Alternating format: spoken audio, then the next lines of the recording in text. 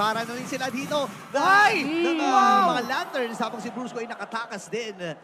Pero ang daming mga ulti na nagamit. Oo, Rene J, nandun sa may bandang likod. Lumipad na nga rin dito yung Matilda, pero mukhang babalik din lang sa kanyang mga teammates. Onyx Philippines, papasukin ng Raging Sandstorm! Okay, Rene J, nasa likuran. Ay! Yeah, pero iniligtas pa rin si Brusco. Pero not for long. Nakuha si Yue ng isa. Vince! Sa magilang sa target. Nakamula ng Aurora. Philippines, malaki ang tsansa na makadepensa sila dito, pero hindi pa rin pwede magkamali. Kailangan pa rin mag-ingat. Sino kaya ang unang magpupul ng trigger? Okay, nandun niya. Avatar of the Guardian. Nahuli yung dalawa.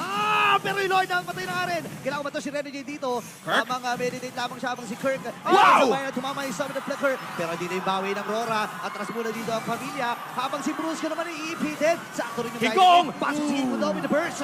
Namatay itong si Demon. With the waves pushing topside in mid. Oh, half-hearted sila dito sa mga 5v5 initiations. Ngayon, si Kirk ang hinahabol nila. Soft reset ang gagawin dito sa may Lord. Pero magkakakitaan na ata. Si Kirk yung gagawin nila. Isasama si Kiko. Pero lumiko sila doon sa may gilid. Si Edward ang target. Pero sakto din yung pasok ni Edward. Kirk? Ngayon, mabubuhay pa nga ba siya dito? Habang si Rene pinutulungan ng 4 na miyembro mula sa Onyx Philippines. Family Immortality. May mag-seal play si Brusco, mukhang makikita si Super Friend, makakalipad nga pa palayo. Okay, napashare kang Sige Eagle. na nga! Pero may ipita na si Gana. Kapatid sa Guardian. Dalawa na huli doon. Habang si Gord, nalaban na nga rin si Kiko sa may madalikuran. Nakapatay na kagad si Yue. Brusco nakatumba.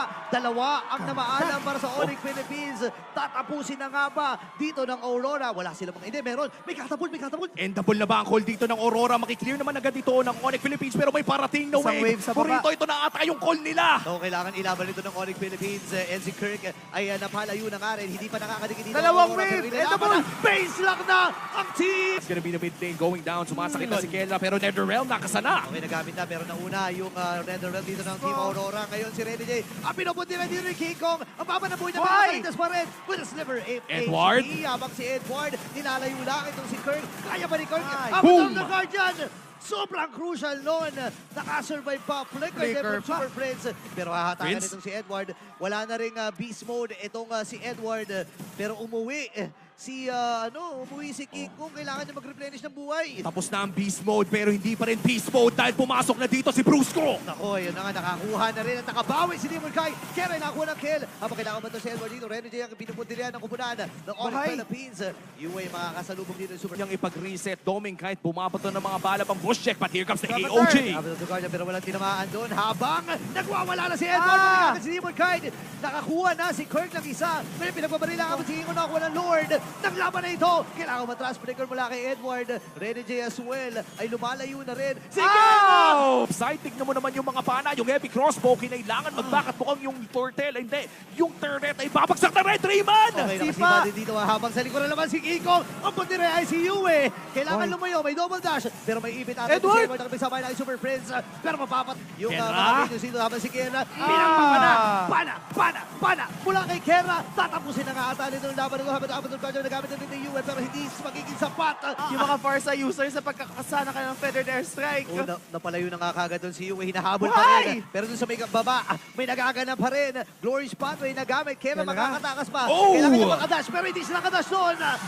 As may laban sa baba, kulang na lang talaga. Dalawa ng monitor yung tinitignan mo. Nakapuna sa isipan pa ni Super Prince.